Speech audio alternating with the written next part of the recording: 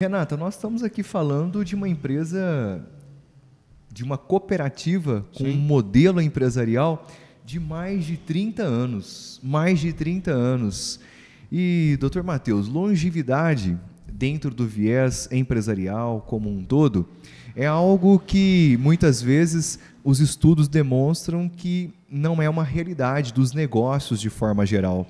A gente acaba tendo aí limitações com relação a isso, né? As empresas começam, desenvolvem, movimentam e de repente elas acabam naturalmente tendo algum problema e não conseguem prosseguir. 30 anos de Unimed, né? Na sua opinião, na sua visão enquanto presidente, né, o que fez com que a Unimed pudesse ter sucesso e hoje estar desenvolvendo cada vez mais nessa longevidade toda? Como a gente estava falando, né, cada momento dessa história aí de 30 anos, né, foram desafios diferentes. Então, lá no começo, foi constituir a cooperativa. Né? A cooperativa, pela lei do cooperativismo de 1971, né, você tem que ter 20 pessoas para formar a cooperativa. Então, o desafio lá no começo foi juntar esses 20 médicos, né, escolherem um modelo. E aí tinha o sistema cooperativista das Unimedes que estavam expandindo no Brasil, principalmente no interior dos estados, né? E depois constituir, começar a formar aquela empresa, aquela cooperativa, credenciar os prestadores, negociar valores. Então, aquele desafio inicial lá para quem montou a Unimed Paraíso foi enorme. Por quê? Porque hoje a gente tem onde buscar conhecimento e informação. Sim. Naquela época foi no peito e na raça. Está difundido hoje, né? Sim. Aí, com o tempo, o crescimento da carteira, a concorrência, depois, eis que surge a lei dos planos de saúde, lá em 1998, e em 2000 surge a ANS. Então, foi um outro momento traumático para as operadoras, né?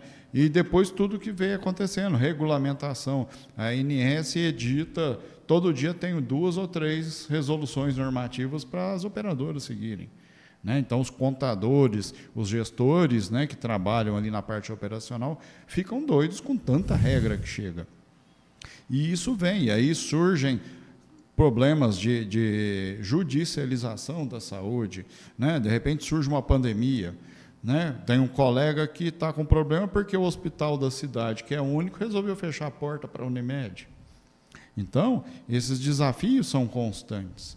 Então, você sobrevive, né, a tudo isso. De que forma? Você estando sempre se capacitando, você está sempre em contato com todo mundo, então você tem que ter um network muito bom, você tem que ter uma dedicação muito grande. Então, nesses agora 31 anos já da Unimed Paraíso, né, os cooperados sempre muito dedicados, os colaboradores sempre muito dedicados. Então, essas equipes que nós temos dentro da Unimed, tanto da parte assistencial quanto da parte administrativa, é que permitem a gente chegar onde chegou. Legal. Doutor Matheus, você tem de cabeça assim, o número de quantos cooperados hoje a Unimed tem? Se eu não me engano, hoje a gente está com 54 cooperados, né? Temos aí praticamente mais de 8 mil clientes, né? aqui na cidade, isso da Unimed Paraíso, mas como há de outras Unimedes aqui, então esse número passa de 10 mil que a gente cuida, 107 colaboradores. E hoje como é composta a diretoria?